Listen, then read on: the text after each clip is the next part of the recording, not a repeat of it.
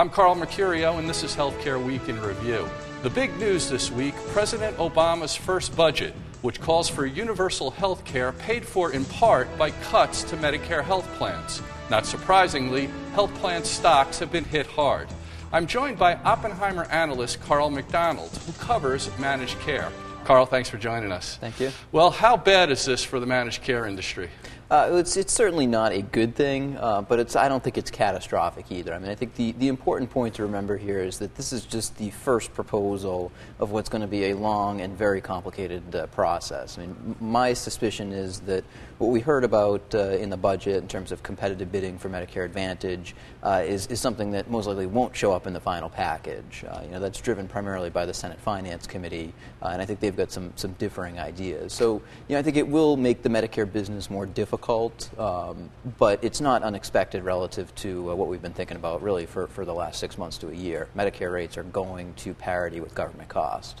Well, we'll get back to the competitive bidding aspect in a minute, but let me just ask you, this $175 billion in cutbacks to the Medicare Advantage subsidy, what's the time frame for that? I mean, is that supposed to happen in 2010, 2011? How soon can that be expected? Yeah, according to the budget, it starts in 2012. And I'm not exactly sure how you'd phase in a competitive bid process, but it does appear, based on their figures, that it starts off at a relatively small amount, about $11 billion, and then works its way up, over that 10-year period, getting to $175 billion.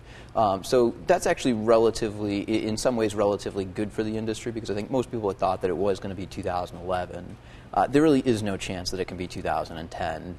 We've already started the Medicare rate process for 2010. There's just not enough time to impact rates next year. Well, let's talk about this competitive bidding process. Right now, competitive bidding is done in the Medicare Part D, the Medicare drug program. You couldn't get more complicated than the way reimbursements are set in Medicare Advantage right now. Now they're going to move from this benchmark type program to a competitive bidding program. How will that work, and will it work? Will it have any meaningful effect on costs? Yeah, I mean, the key here is going to be the details of how it works. Now, the Congressional Budget Office came out with a report in December that walked through competitive bidding. And basically the idea that they proposed was that you would have all of the Medicare plans in a given county submit their bids. The bid would then be the average of those rates that were submitted, weighted by the plan's prior year Medicare membership. So, companies that had big market share would get a much greater weighting. That bid would then be compared to the benchmark that exists under the current regulations. And the bid couldn't be any higher than the benchmark under current law. So it could be lower if bidding brings it down, but it couldn't be any higher. So it's sort of a quasi-bid. Yes, the plans are bidding, but it's not as though the reimbursement will be a direct result of that bid. You've got this sort of other process that exists today that will continue to be a factor there. And will it save $175 billion? I'm doubtful the number will be quite as big as they expect that it will be. Will it save money? Absolutely. And one of the interesting things, particularly with regard to the way the stocks reacted this week, is that the savings that are projected over the first 5 years, it's just under $50 billion. That's very, very similar to the savings that were projected just by bringing reimbursement to parity with government cost. So it is a little bit surprising the market reacted the way that it did, given that the savings, at least initially, are very, very consistent with, what we thought for really the last year. And before Obama even came out with the budget, CMS came out with its estimate for what 2010 rate increases were going to be for Medicare health plans, 0.5%, which is a lot less than people expected. So it's been kind of a double whammy for them. Yeah. And it could be worse with the risk adjustment mechanism kicking in. So maybe you can comment on that. Sure. So I think the 0.5% is the growth factor. I think that's actually going to net out to something like a -4 to -5% cut to reimbursement, exactly because of the risk adjustment. Now, there is some hope that rates could get a little bit better for April 6th.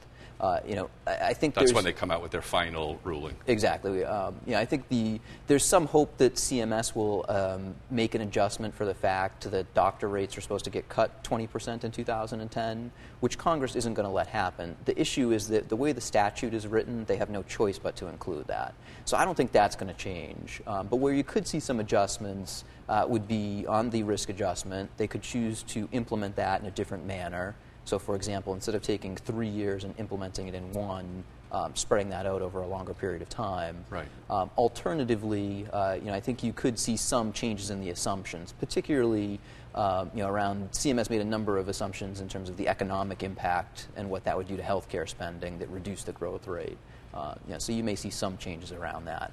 At the end of the day, it just means you end up with a smaller negative as opposed to the -4 or 5. Right. And just to be clear, the 20% assumption, that's kind of baked into current law that physician reimbursements would fall 20% next year, and you don't think that's going to happen? I don't think so. I mean, Congress will find some way to fix that. The only question is whether they find a long-term fix, which could cost several $100 billion, or if they just do what they've done the past couple of years, which is come up with a short-term 1-year fix, and then we just deal with the issue again next year. So I guess the big question for Medicare Advantage and Medicare health plans is this program dead? I mean, we saw a cutback like this in the 1990s, and it almost killed the program. Is this program going to still be around, or has notice essentially been served in these plans that the administration's just not behind the concept anymore? No, the program will still be around. I mean, I think that what may be a little bit missed in the debate this time around versus a decade ago is that these days there really isn't an argument about whether there should be Medicare Advantage plans in the program. The debate is all about how much should we pay them.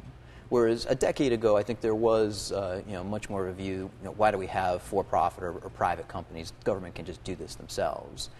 So in an environment where plans are paid at parity with government costs, will it look a lot different than it does today? Absolutely. But there will still be a Medicare industry. Great. Thanks very much. From the Nasdaq Market Site in Times Square, New York, I'm Carl Mercurio.